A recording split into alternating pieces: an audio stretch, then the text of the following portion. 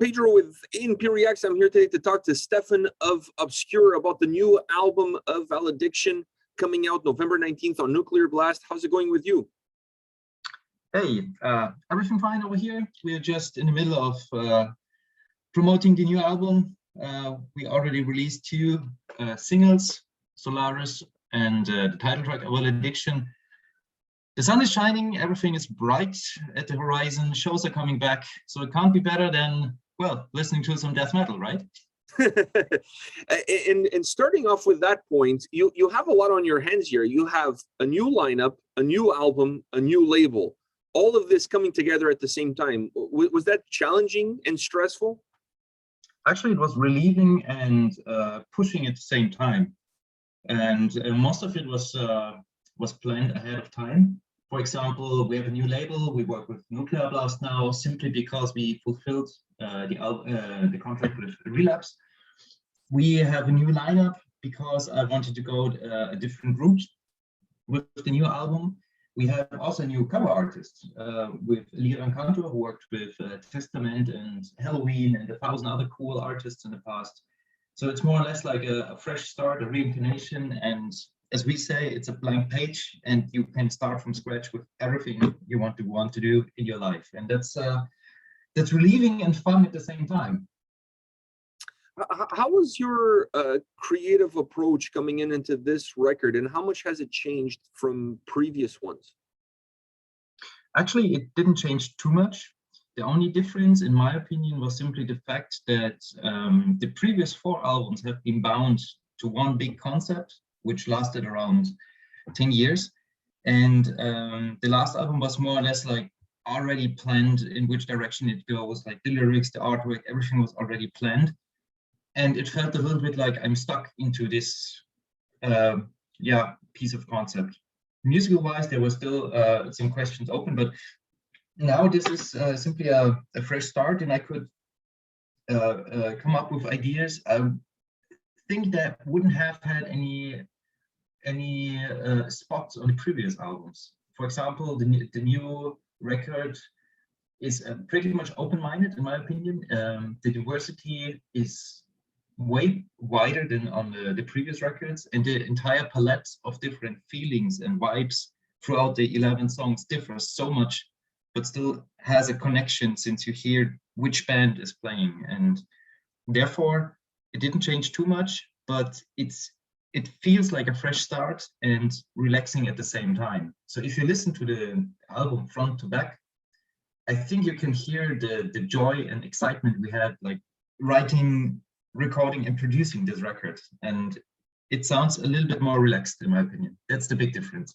It's funny that you mentioned that, because I've got a chance to listen to the album multiple times now, actually. If there was one thing that I took from it, is that this is not a record that I felt like it gave me just one path. You actually give me multiple paths. It's an album that goes in a lot of different directions depending on which song you're in. Is that the diversity that you're speaking of? Exactly. It's like a roller coaster. If you see the different songs, I mean, the opening track, Forsaken and Heritage, they start and end with certain acoustic parts, with a certain melancholic feeling, but you also have songs like Valediction, the title track, which is kind of bittersweet. You have a kind of uplifting, forward, rocking song like When Stars Collide or In Adversity. You have some brutal, extremely old school death metal parts in Devoured Usurper, in The Neuromancer, but still it feels like one album. It gives so much different feelings, and the pace of every song should be a little bit different. And you definitely hear that this is not bound or narrow-minded in any way. It's simply the music we want to play, but full maximum and full force. Looking at that aspect of this record, how much do you take from previous albums as far as sound goes and use them as building blocks? Or is this an album that you took very little from the previous records and you just kind of built it from scratch from the beginning? Well, I would say we already established a certain sound. I would call it even a signature sound we have with the band when it comes to riffing, when it comes to songwriting, and there are definitely links in between all the albums. For example, the title track, Valediction, is more or less the song that comes after Emergent Evolution, Anti-Cosmic Overlord, Incarnated, some songs like that. That's pretty close. Devout Usurper definitely has some links shared with Ode to the Sun or Ocean Gateways. And Forsaken was actually the first song I wrote for Diluvium. And Oh, wow.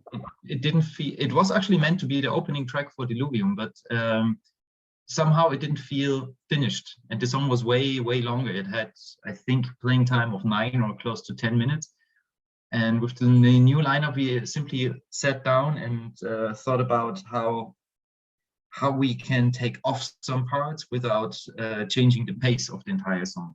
And also a song like Orbital Elements 2 is related to Cosmogenesis, which was also a fresh start for the band back in the days, with a different lineup, with 4 different characters, putting on the table what ideas they have. And that's pretty much the same let's start something new feeling that we have with Valediction right now. So there are a lot of links, and I think you still hear the same band playing, but with a different sound setting.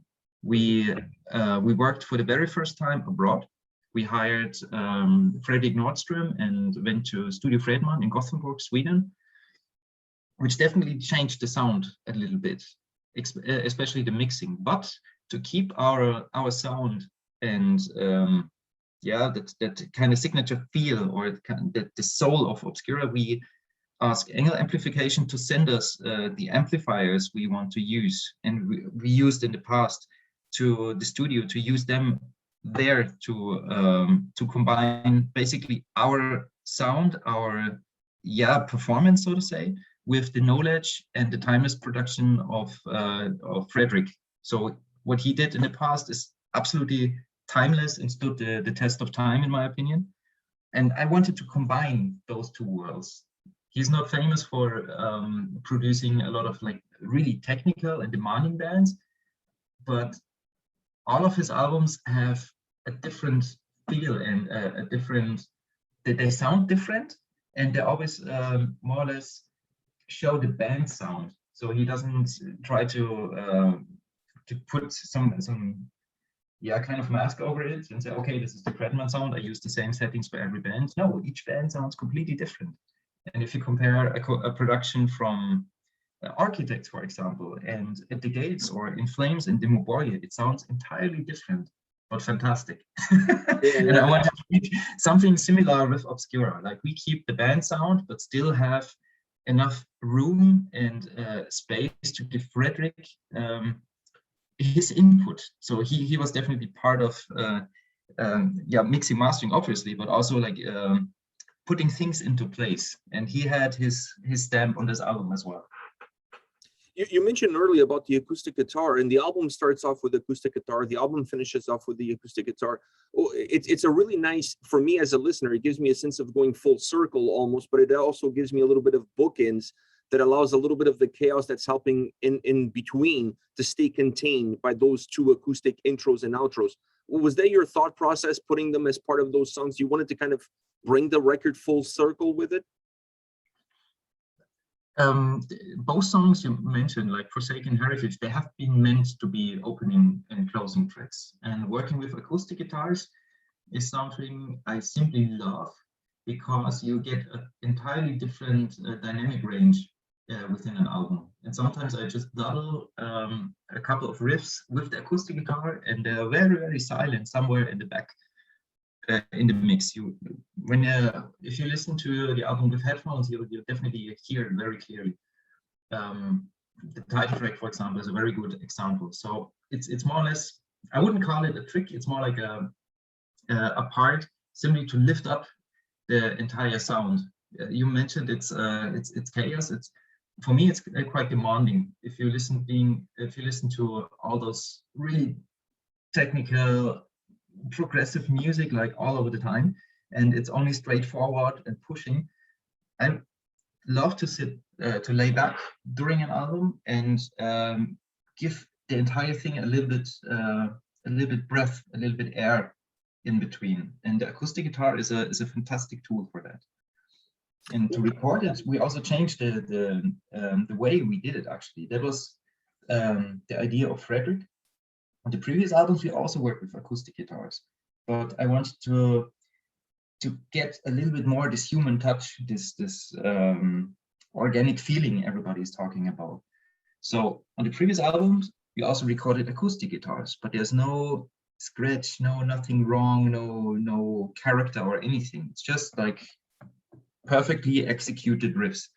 Frederick works completely different. He mentioned, well, we don't cut chord by chord by chord when recording an acoustic guitar, because all of those characters, those tiny little scratches, those dings and dongs you hear, this makes the acoustic guitar. Yeah, this is the entire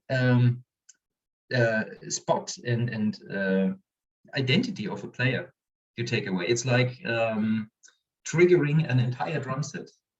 And to be honest, I didn't think about it before. The years before recording this instrument, I always thought, okay, it has to be absolutely perfect. There's no scratch, there's no nothing. You just hear the single strings vibrating, and that's it. But with his attitude, I think it helped, even if it's just a tiny little detail, it helped the album to sound more like a band performing instead of computer-generated music. And I really like this idea, and that's definitely something I kept from the production, and will also use this attitude or follow this attitude in the next albums. We've talked about how much of diversity exists within the record in terms of the roller coaster. You call it a roller coaster ride. If somebody asked you to categorize the soundscape of this album, are you able to do so, considering how diverse it is? Yes, we that was actually, I think, the idea of Frederick or Rob, his assistant at the studio. They called it BOM, Best of Metal. I think that's quite fair. I think that's a good way of putting it, because it kind of describes everything that you're going to get throughout the record. I mean, there's everything. There's everything. There's everything. There's absolutely everything. And I want to ask you about the bass sound, because I thought the bass work was outstanding on this record. It really comes across, but it's really well weaved into the guitar sound and into the drums. It comes up to the forefront, it drops back into the middle, it drops back all the way into the back, it comes back again into the forefront. Working with somebody that you're familiar with, did that help achieve that sound? Absolutely, absolutely. If you know a certain player and his abilities, of course you can underline his strength way better and pick up the fillets, the best parts, and let him shine way better than if you work with somebody you don't know. Of course, it's possible, but you take way more time. And here, I think Frederick made a really, really outstanding three-dimensional mix, and it's very broad and deep at the same time. But I hear every instrument. If I listen to the album through Bluetooth headphones, like regular headphones, not something fancy, I hear everything, and it's really, really well done. And mixing a bass guitar into all those really, really busy parts is quite demanding, but we found a solution for everything. A song like Devout Usurper, I would say, okay, that's a little bit easier to mix, but as soon as you have blast beats, very busy guitar work, and a couple of layers of vocals, and then a bass guitar which is not playing only a root note but also adding different counterpoints, for example, then it's getting really, really, really demanding. But we found a solution, and I'm glad you also have this opinion that you hear everything quite well. So I'm glad you have this. Thank you. It's one of the highlights of the record is how well weaved the sound is. I mean, you can honestly hear each element, and then you can in your mind bring them all together to form the sound that you're listening. So it's an album that's multi-dimensional, if you will, as far as the sound that it creates. I'm super happy how it turned out. Diverse and interesting mixed. So each song has its own character, but in some you have an album that goes to 11, like literally, and it turns out just great. Yes, literally goes to 11. I got that. Yeah, we love this old movie. We're talking about songs and the importance of them on this record. I feel like I have to ask you this because when I listened to the album, there was one track that stood out to me in terms of the importance that it gave to the overall flow and to the track listing, and that was Orbital Elements 2. How important is this track for you and where it sits? Because originally when I listened to the album, I felt like this song could have perhaps come a little bit earlier in the track listing. But then the more I heard the album, the more it felt to me that the place where it is perhaps the best place for it. What are your thoughts on that? Orbital Elements is definitely one of the songs that differs from the other songs. First of all, it's instrumental, and it has like a mid-tempo feeling towards it. It's more relaxing, and I see an album similar to a live performance. You want to be entertained as a listener, or if you're attending a show as a fan, you want to be entertained but not bored at the same time. So you somehow have to think about storytelling. And when we have been sitting down talking about the track list, the first and the last song have been very clear, but everything else in between was like an open book. But it's a certain dramaturgy we thought about, and I love the counterpoint in between Devout Usurper as being the most brutal and extreme song on the album. It's almost like old school death metal, bloodbath. Yeah. And then you have with the Beyond an outstanding guitar exercise, and then afterwards you can lay back with Orbital Elements, listen to this more or less Megadeth-ish rock attitude before you get entirely put together, ripped apart in pieces with the Neuromancer, which might be the fastest song. So we really think about how each song relates to the following song. And if you think Orbital Elements is a highlight and an outstanding song, it's really funny because I talked to, I think, 8 or 9 journalists so far, and each journalist took a different song to be his highlight. So yeah, that's really, really funny to hear. And so I think that speaks to the diversity of the album. Yeah, I mean, everybody has a different taste. I mean, we have friends, fans, and also within the band, everybody has a different taste. And I love the melodic parts. Our guitarist prefers, of course, all the guitar shred department. Our drummer loves the fast material, and the bass is the most brutal part. So, of course, everybody has a different taste. But the cool thing about this album is it has so much to offer that everybody gets pleased with at least one highlight song. I agree with you. We're talking about the music, but I have to ask you about your vocals. Very, how can I say this? Very diverse album, not just from a sound perspective, but vocal wise. There's a lot of different things to process: clean vocals, harsh vocals, screaming. There's just a lot of stuff. How did you prepare for this record? Was it different from previous records? And did the songs demand you to go into different directions? How did it all work? That's a good question. I mean, the last records we prepared the same way as a Valediction. So we always work with a proper pre-production. The lyrics are finished, like guide vocals have been recorded. The only difference to of the new album to the previous albums might have been that I worked through all the choirs, the vocoders, and used different sound settings this time. So I tried to work out a little bit more. Yeah, for example, if you work with a vocoder, I don't want to have the same vocoder sound on each song. So we used it a little bit more like a choir, half a keyboard or something. And of course, you don't have only one sound. Maybe that's a part. And the other fact is simply the reason that we recorded the vocals in Sweden with high-class vintage equipment and with a different attitude of Fredrik. In the past, I recorded many takes until we have been pleased with Frederick, he is way faster, and he doesn't edit too much. He likes the raw performance, and we didn't record too much every day. We always gave the voice a little bit more time to rest. For example, if we have one day recording sessions for vocals, we work around 2 songs. So one song in before noon and one song afternoon, and in between we record acoustic guitars or work on choirs or something.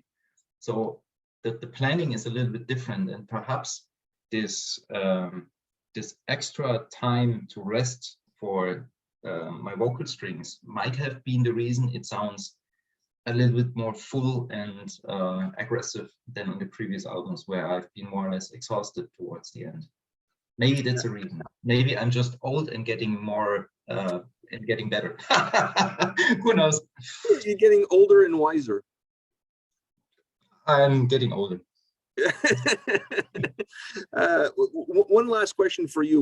When you take a step away from this record and you're able to look back at what you guys achieved with this album, considering everything coming into it, like I said earlier, new lineup, new label, all of that stuff, what is the most gratifying aspect of working on this record?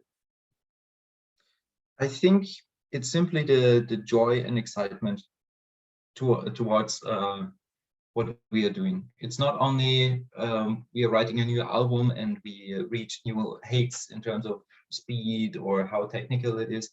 It's the big picture I'm really excited about. I worked together with a new team of musicians. I worked together with a new team of in studios with Fredrik Nordström, Rob, and also a new label, and everything is so exciting. It's new and it's positive. It's all optimistic, and in the end, it turned out quite well.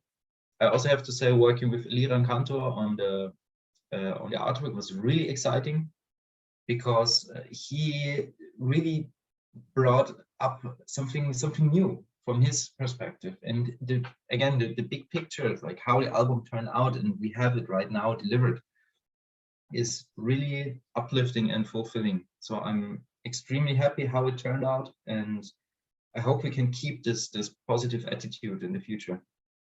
Well, I'm really happy that you took the time to chat with me.